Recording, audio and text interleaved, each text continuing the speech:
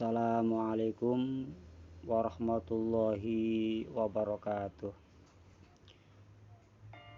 Teman-teman kelas 9 Madrasah Tsanawiyah Al-Hamid, selamat berjumpa kembali dalam pertemuan mata pelajaran fikih kelas 9 di semester ganjil ini. Teriring doa, mudah-mudahan kita senantiasa dilindungi oleh Allah Subhanahu wa Ta'ala dari segala macam hal yang tidak diinginkan. Dan kita juga berdoa kepada Allah, mudah-mudahan kita semua senantiasa diberikan kesehatan sehingga kita terhindar dari malapetaka ataupun pandemi yang saat ini sedang ramai di bumi pertiwi ini. Teman-temanku kelas 9, materi kali ini adalah tentang kurban dan akikoh. Yang mana kurban dan akikoh ini adalah materi yang ketiga. Karena yang pertama sudah kita bahas tentang masalah hewan yang halal dan yang haram. Kemudian yang pertemuan yang kedua kita membahas tentang cara penyembelihan atau ketentuan penyembelihan. Dan yang ketiga ini kita akan membahas tentang kurban dan akikoh. Baiklah, sebelum kita membahas tentang kurban dan akikoh, mari kita bersama-sama berdoa kepada Allah Subhanahu wa Ta'ala.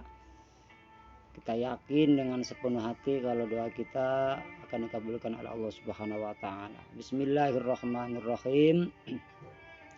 Allahumma aghnini bil ilmi wa zayyinni bil hilmi wa akrimni bit taqwa wa jammilni bil afiyah. Ya Allah, kayakanlah aku dengan ilmu, hiaskanlah aku dengan ketenangan jiwa, muliakanlah aku dengan takwa, dan elokkanlah aku dengan kesehatan. Amin ya rabbal alamin.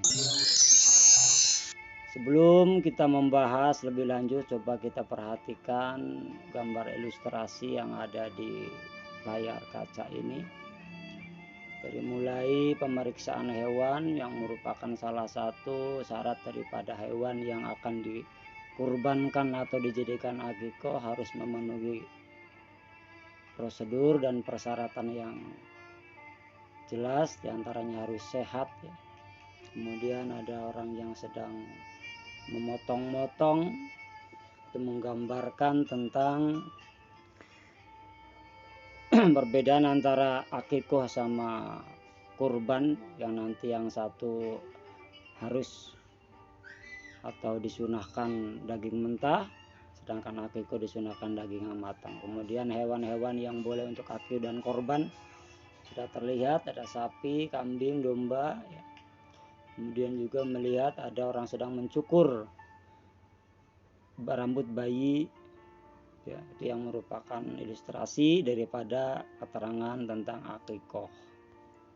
Berlanjut, yang pertama yang akan kita bahas adalah tentang masalah kurban ya. Ini kita lanjutan dari kemarin tentang penyembelihan. Bagi umat Islam, kurban adalah ibadah yang diperintahkan oleh Allah Subhanahu wa Ta'ala sejak Nabi Adam alaihissalam. Ini sudah ada syariatnya. Hal ini dapat kita ketahui dari kisah Qabil sama Habil, yaitu dua putranya Nabi Adam alaihissalam, di mana mereka berdua harus mengeluarkan kurban. Kemudian kurban salah satu dari mereka itu tidak diterima karena ada unsur ketidakikhlasan, yaitu korbannya si Qabil. Qabil berkorban dengan buah-buahan, tapi kebanyakan buah-buahannya yang busuk. Sedangkan Habil korban dengan seekor domba yang terbaik yang dia miliki. Nah, karena itu korbannya Habil diterima oleh Allah Subhanahu wa Ta'ala. Kemudian juga ada peristiwa Nabi Ibrahim alaihissalam dan putranya yang bernama Ismail alaihissalam. Yang keduanya merupakan hamba Allah Subhanahu wa taala yang taat dan pantas untuk kita teladani karena keikhlasan dalam mengabdikan diri kepada Allah Subhanahu wa taala melalui ibadah kurban. Kalau Nabi Ibrahim itu dua-duanya diterima, ya. Nabi Ismail diterima, Nabi Ibrahim diterima. Karena Nabi Ismail akan disembelih dan rela mengorbankan dirinya demi taqarrub kepada Allah Subhanahu wa taala. Itu sekilas tentang sejarah kurban. Kemudian kita mulai masuk pada materi. Yang pertama adalah pengertian kurban. Kata kurban ini berasal dari bahasa Arab yang diambil dari qoriba yaqrobu kurbanan, yang berarti dekat. Maksudnya mendekatkan diri kepada Allah Subhanahu wa taala dengan mengerjakan perintah-perintahnya. Itu secara lugotan. Sedangkan dalam pengertian syariat atau secara istilah, ya, kurban ialah menyembelih hewan ternak yang telah memenuhi syarat tertentu yang dilakukan pada hari raya Idul Adha dan hari-hari tasyrik, yakni tanggal 11, 12, dan 13 Dzulhijjah, semata-mata untuk beribadah dan mendekatkan diri kepada Allah Subhanahu wa taala. Itu adalah pengertian dari kurban secara istilah. Lanjut. Yang kedua adalah tentang dasar hukum kurban. Kita sebagai umat Islam, apapun, ibadah apapun yang kita lakukan harus berdasarkan Al-Quran ataupun hadis yang merupakan pondasi daripada syariat yang kita lakukan. Kita harus tahu, ya, dasar hukum daripada kurban. Kurban hukumnya sunnah muakkad, sunnah yang sangat dianjurkan, ya, bagi orang Islam yang mampu. Kalau kurang mampu tidak dianjurkan, ya, tidak disunahkan. Hukum berkurban bisa menjadi wajib jika dalam bentuk kurban karena nazar atau janji. Saya nazar kalau nanti anak saya lulus kelas 9 tahun depan akan berkurban, maka hukum kurbannya ini wajib, bukan lagi sunnah, dan itu harus dilakukan. Kemudian sebagian ulama ada yang berpendapat bahwa hukum kurban adalah wajib. Ini ulama-ulama yang mengikuti pendapat daripada Imam Abu Hanifah, hukumnya wajib, bukan lagi sunnah. Sedangkan Imam Syafi'i itu mengatakan ini adalah sunnah muakkad, sunnah yang sangat amat dianjurkan. Dari keduanya tersebut, baik yang mengatakan wajib ataupun sunnah muakkad, ini sama-sama berdasarkan hukum, berdasarkan dasar hukum, yaitu yang pertama hadis dari sahabat yang diriwayatkan oleh Imam Ahmad, ya. Qala Rasulullah sallallahu alaihi wasallam, man wajada sa'atan lam yudhi fala yaqribanna musallana. Yang artinya Rasulullah sallallahu alaihi wasallam pernah bersabda, barang siapa yang memiliki kemampuan tetapi tidak berkorban, maka janganlah dia mendekati tempat sholat kami. Nah, itu dari hadis tersebut beristihad Imam Syafi'i hukumnya sunnah, Imam Abu Hanifah hukumnya wajib, karena tegas, jangan mendekati tempat sholat kami, jangan mendekati masjid, jangan mendekati musola, ya, kalau punya kemampuan tapi tidak mau berkorban. Kemudian masih ada lagi dasar hukum atau dalil di dalam Al-Quran juga diterangkan dalam surat Al-Kautsar yang kalian juga sudah hafal tentunya, ya. A'udzubillahi minasyaitonirrajim. Bismillahirrahmanirrahim. Inna a'dainakal kautsar fasholli li rabbika wanhar inna syani'aka huwal abtar. Yang artinya Allah Ta'ala alam bimuradi, sesungguhnya kami telah memberikan kepadamu nikmat yang banyak, maka dirikanlah sholat karena Tuhanmu dan berkorbanlah. Sesungguhnya orang-orang yang membenci kamu dialah yang terputus. Ini sebagai dasar hukum Al-Quran bahwa berkorban itu disyariatkan ya. Kemudian dalam hadis yang diriwayatkan oleh Imam Daruqutni an Ibnu Abbas qala Rasulullah sallallahu alaihi wasallam kutiba 'alan nahru wa lam yaktub 'alaikum. Rawi Daruqutni dari Ibnu Abbas radhiyallahu an, dia berkata Rasulullah sallallahu alaihi wasallam bersabda, aku diperintahkan menyembelih kurban dan kurban tidak wajib bagimu. Nah, ini yang dipegang oleh Imam Syafi'i. Sedangkan Imam Abu Hanifah ini juga sama dipegang, cuman beliau mengatakan itu kan kalau tidak mampu, kalau mampu tetap hukumnya wajib. Lepas dari itu ya, yang penting kita tahu saja. Kemudian yang selanjutnya adalah ketentuan hewan korban. Adapun syarat hewan kurban diantaranya ada 2 hal yang harus kita perhatikan. Yang pertama, cukup umur. Untuk umur hewan yang akan dikorbankan, yang pertama unta. Unta ini harus sudah berumur 5 tahun dan 5 tahunnya selesai memasuki tahun ke-6. Kemudian untuk sapi dan kerbau ini sama, sudah berumur 2 tahun, 2 tahunnya selesai dan memasuki tahun yang ke-3. Kemudian yang ketiga kambing. Kambing di sini berarti kambing Jawa ya, yang bulunya itu lurus. Biasanya kebanyakan warnanya coklat, meskipun ada juga yang putih ya. Yang telinganya ya begitulah, kalian udah paham ya. Lurus, kebanyakan ininya lurus, orang nyebutnya kambing Jawa. Ini harus berumur 2 tahun. 2 tahunnya selesai dan dia memasuki tahun yang ke-3.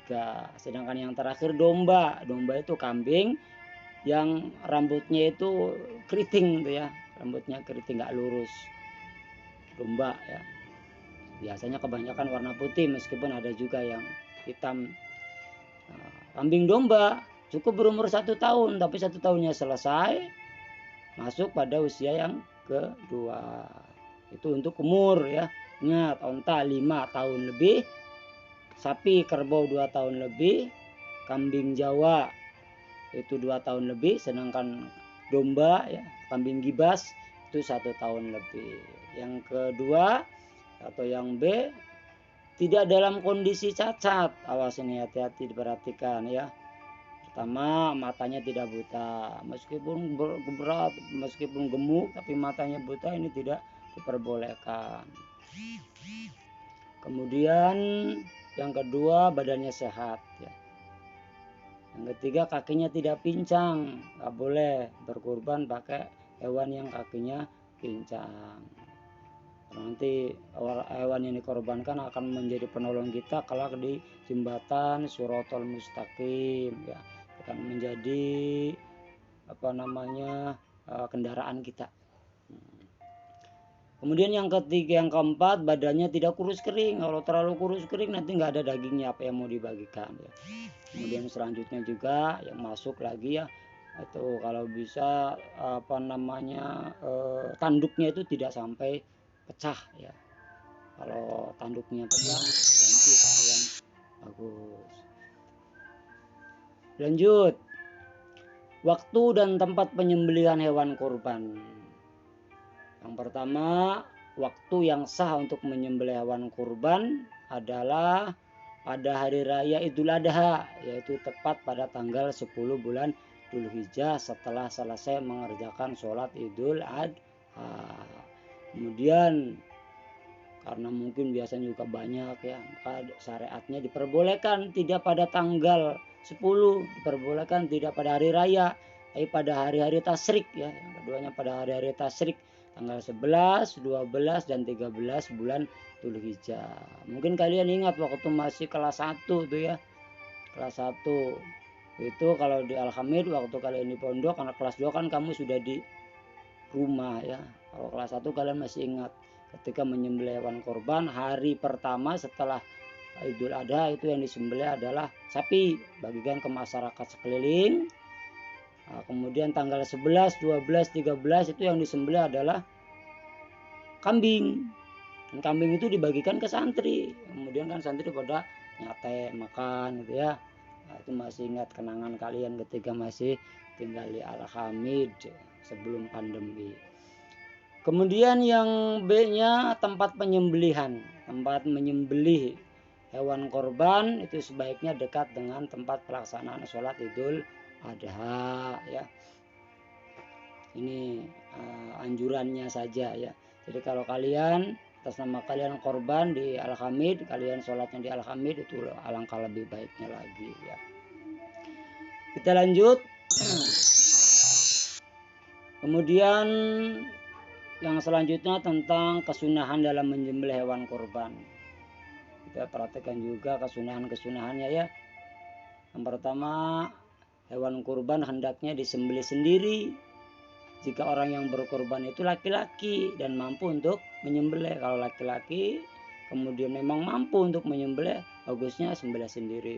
Tapi kalau tidak mampu, serahkan sama panitia. Nanti panitia mendatangkan tukang jagal. Karena kalau kamu memaksakan ya, memang ada ya, ada pondok pesantren yang ketika anaknya itu berkorban, ketika santri itu berkorban, maka dia dipanggil untuk menyembelih.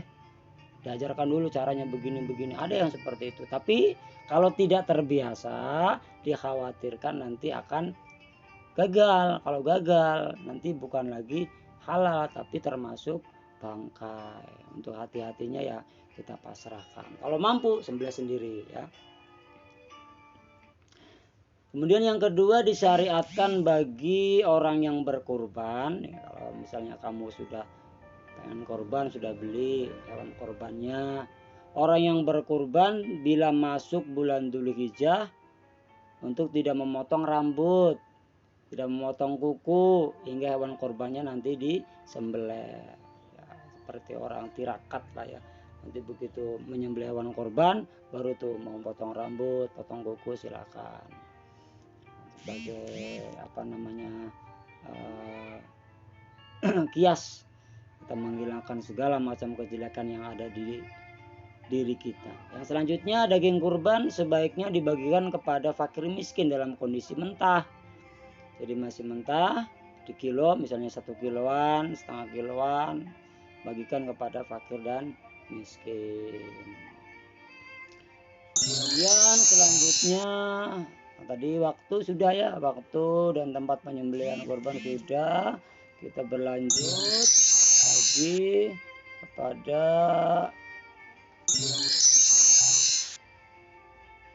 tata cara menyembelih. Ini mungkin ini Bapak salah ngambil warna ini jadi nggak jelas. Bapak bacakan. Hewan yang akan dikurbankan dibaringkan ya. Di sebelah kiri rusuknya dengan posisi mukanya menghadap ke arah kiblat, diiringi dengan membaca doa Rabbana taqabbal minna innaka antas samiul alim. Ya Allah, Tuhan kami, terimalah kiranya korban kami ini, sesungguhnya Engkau Maha mendengar lagi Maha mengetahui. Kemudian yang selanjutnya, penyembelih meletakkan kakinya yang sebelah di atas leher hewan ya, agak di ini, jangan selalu ditekan ya. Kenapa? Agar hewan itu tidak bergerak-gerak ketika akan disembelih. Kemudian penyembelih melakukan penyembelihan sambil membaca doa, doanya ya, Bismillahirrahmanirrahim, yang artinya dengan nama Allah yang maha besar. Dapat juga ditambahkan dengan membaca sholawat pada Nabi Muhammad SAW ya. Para saksi pemotong hewan kurban juga dapat ikut membaca takbir Allahu Akbar, Allahu Akbar, Allahu Akbar, itu ya. Jadi takbiran orang yang menyaksikan ya. Jangan cuma bersorak-sorak, apalagi lagi nyembelih nyetelnya dangdutan, itu kurang baik. Takbiran ya. Kemudian penyembelih membaca doa agar terkabulnya hewan yang akan disembelih yang dijadikan korban. Ini doa kabul ya. Yang bacaannya Allahumma minka wa ilaika Allahumma taqabbal min titik-titik. Nah, ini di titik-titiknya nanti tinggal disebutkan namanya ya. Allahumma minka wa ilaika. Allahumma taqabbal min fulan bin fulan gitu ya. Nah, artinya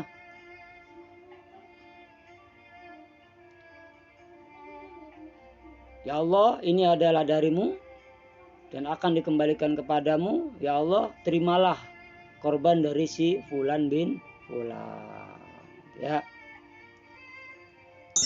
paham kira-kira. Nah, yang terakhir tentang masalah hikmah ibadah kurban. Hikmah yang terkandung, hikmah itu banyak ya, bisa jadi nanti berubah. Ini diantara hikmah yang dapat kita ambil. Yang pertama, bersyukur kepada Allah Subhanahu wa taala atas segala limpahan nikmat dan karunia ya. Dikasih uang lebih, dikasih rezeki berlebih, dikasih kesehatan, akhirnya berkorban yang tujuannya untuk mendekatkan diri kepada Allah Subhanahu wa taala. Yang kedua, menghidupkan syariat Nabi Ibrahim yang patuh dan tegar terhadap perintah Allah. Nabi Ibrahim dulu berkorban bukan hewan ya, pertama kalinya yang dikorbankan adalah putranya. Coba oleh Allah, ikhlas apa enggak? Akhirnya lolos dan Nabi Ismail diganti dengan gibasnya Habil yang pernah dikorbankan ketika Habil sama Qabil diperintahkan untuk berkorban. Yang Habil mengambil satu ekor gibas ya, kambing domba yang terbesar dan terbaik, itu dijadikan sebagai pengganti, yaitu Nabi Ismail. Begitu sembelih, dilihat yang terkapar adalah seekor domba. Yang selanjutnya, mengikis sifat tamak dan mewujudkan sifat murah hati, mau membelanjakan hartanya di jalan Allah Subhanahu wa taala. Ini penyakit hati harus dilawan ya. Pengennya mau kita makan sendiri, kita gunakan sendiri, tapi ketika berkorban, nah kita belikan hewan, hewannya kemudian disembelih dan dibagikan ke orang-orang ya. Kemudian yang selanjutnya, menjalin hubungan kasih sayang antar sesama manusia, terutama antara yang kaya dan yang miskin. Orang yang kaya berkorban, yang miskin menikmati daging yang dikorbankan tanpa harus membeli. Sedangkan orang miskin kalau untuk membeli daging sapi, daging domba itu kan sangat amat berat ya bagi orang miskin. Kalau bagi orang kaya sih ya bisa.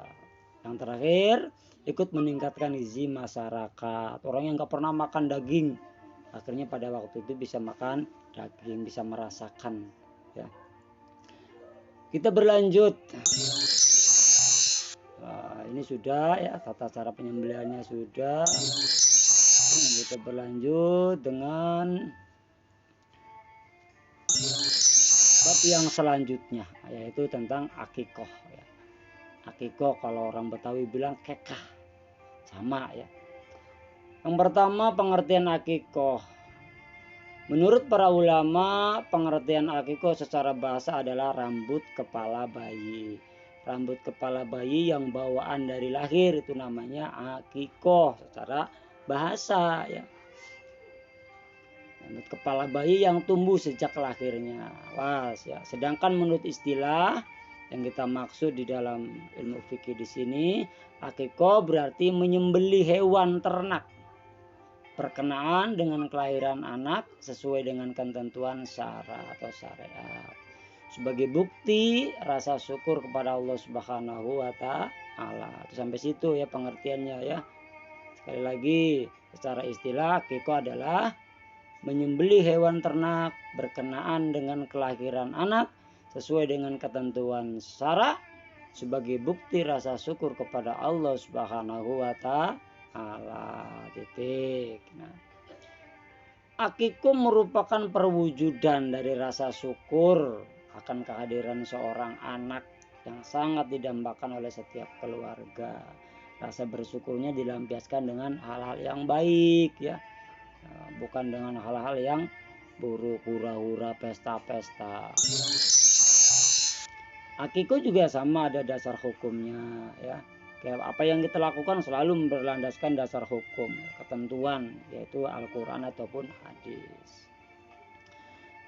Sejarah mencatat bahwa akikoh pertama kali ya, ini dilaksanakan oleh dua orang saudara kembar, yaitu cucu Nabi Muhammad SAW dari perkawinan Siti Fatimah dengan Ali bin Abi Thalib, yakni bernama Hasan dan Husain.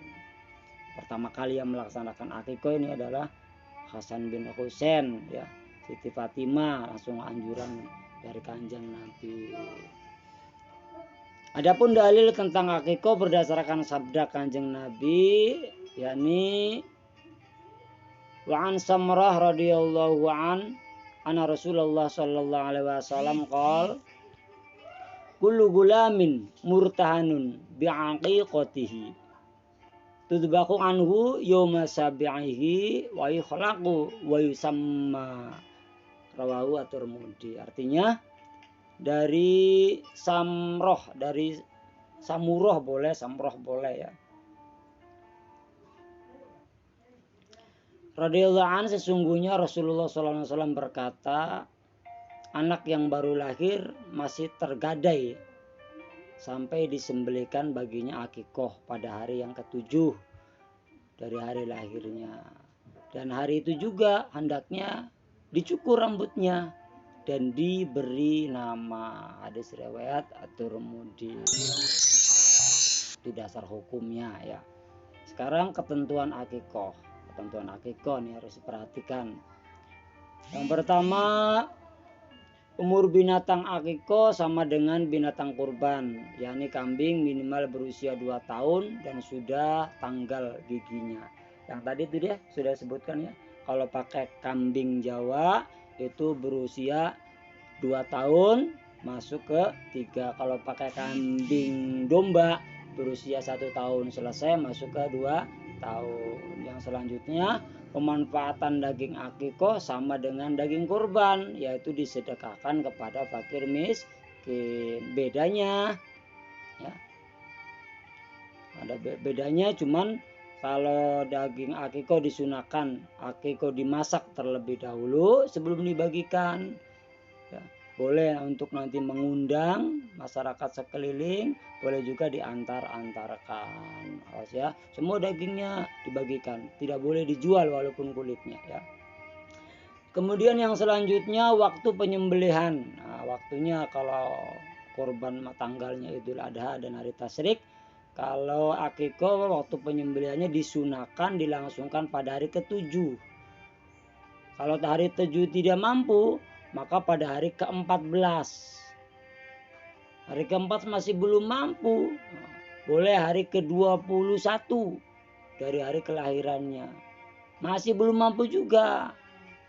Nah, kalau masih belum mampu juga dapat dilaksanakan kapan saja. Begitu mampu langsung akikoh. Sampai kalian nanti berumah tangga, tanya sama orang tuanya, akikoh belum? Saya belum, dulu nggak mampu. Akikohin sendiri ya, biar nanti kita akan bertemu dengan orang tua kita kelak di akhirat. Status gadai kita sudah ditebus ya.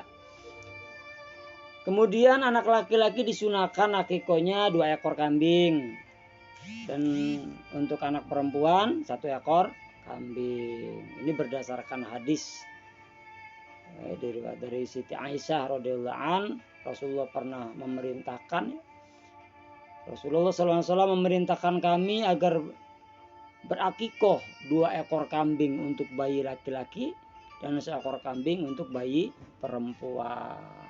Pak, kalau nyicil boleh enggak? Anak laki-laki 1 dulu, kemudian nanti kalau mampu 1 lagi boleh ya. Tidak ada yang diberatkan, enggak apa-apa. Langsung 2 bagus, 1-1 enggak apa-apa ya. Selanjutnya hal-hal yang disyariatkan terkait dengan akikoh. Yang pertama, disyariatkan untuk memberi nama anak yang lahir dengan nama yang baik pada hari yang ke-7. Jadi pemberian nama itu yang bagus ketika bersamaan dengan akikoh. Kalau memang akikohnya di hari ke-7. Kalau akikohnya nanti, kalau mampu, lah kasih nama dulu ya. Nanti orang nggak punya nama. Kalau memang mampu, kasih nama. Apalagi sekarang ya, Teman sekarang lahiran di rumah sakit, itu langsung ditanya siapa namanya untuk bikin akte kelahiran. Persiapkan nama yang terbaik, yang bagus. Boleh tafaulan dengan kiai-kiai, dengan ulama-ulama ya. Boleh juga mencari nama di dalam Al-Quran, boleh juga mencari nama yang artinya bagus, silakan, yang penting terbaik ya. Dan kemudian yang kedua, mencukur seluruh rambutnya dan bersedekah dengan perak seberat rambut yang dipotong. Jadi rambutnya itu dipotong semua, kemudian ditimbang. Kemudian setelah ditimbang, berapa tuh beratnya? Kita sedekah seharga. Ini di sini perak ya. Bisa juga nanti emas ya. Kalau pengen lebih pakainya emas. Harganya misalnya ditimbang ada 2 gram. Berarti 2 gram emas harganya berapa? 1 juta. Sedekah dengan 1 juta. Gitu ya.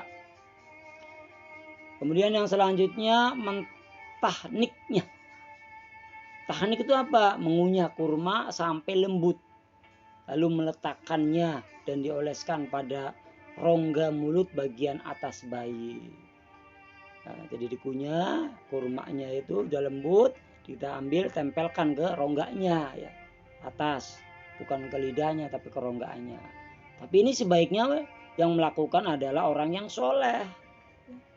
Tidak harus bapaknya, tidak harus ibunya, tapi milih orang kiai gitu ya, orang alim. Kenapa? Supaya nanti akhlaknya, ucapannya meniru, mengikuti orang yang telah mentahnik gitu ya. Nah, yang selanjutnya adalah hikmah akikoh. Banyak hikmah yang terkandung, Bapak tuliskan di antaranya saja ya.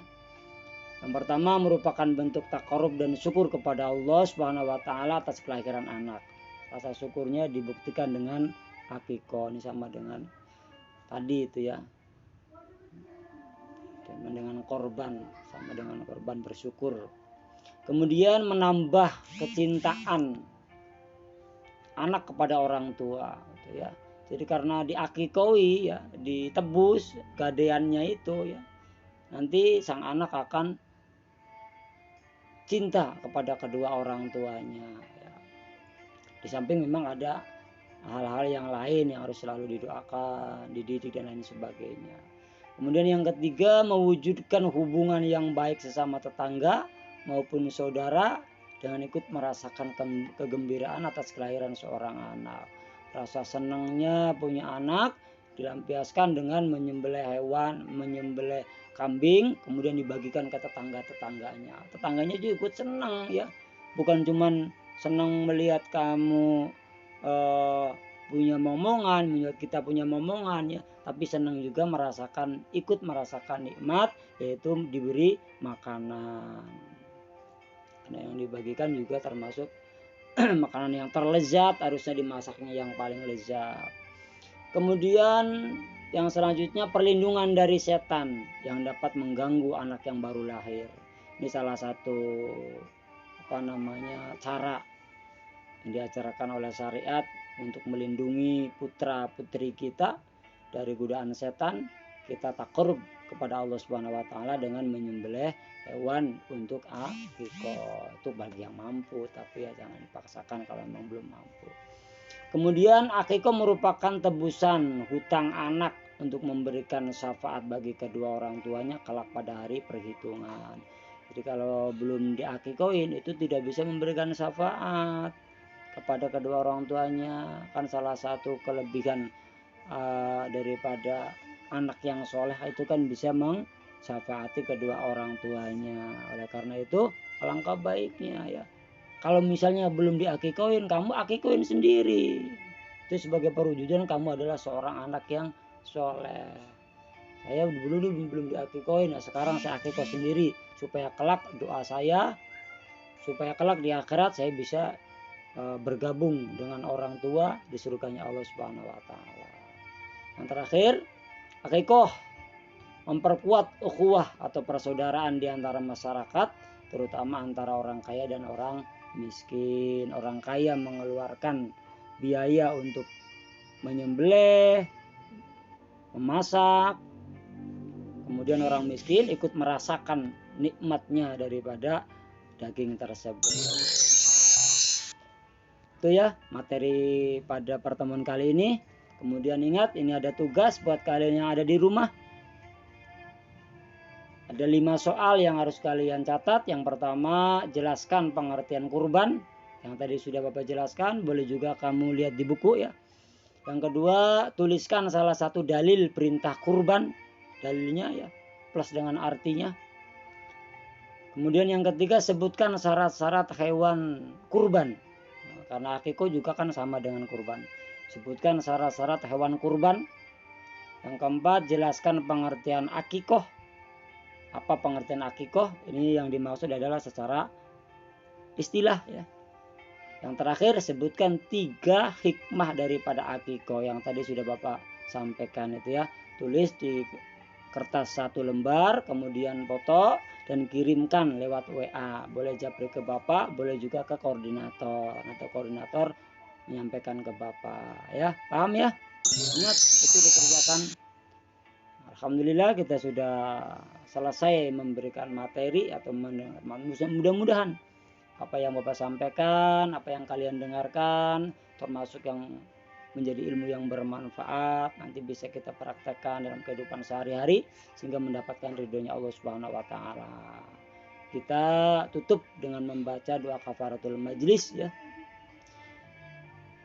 Bismillahirrahmanirrahim. Subhanakallahumma wa bihamdika asyhadu an la ilaha illa anta astaghfiruka wa atubu ilaik. Dengan ucapan alhamdulillahirabbil alamin diakhiri ihdinas siratal mustaqim. Assalamualaikum warahmatullahi wabarakatuh.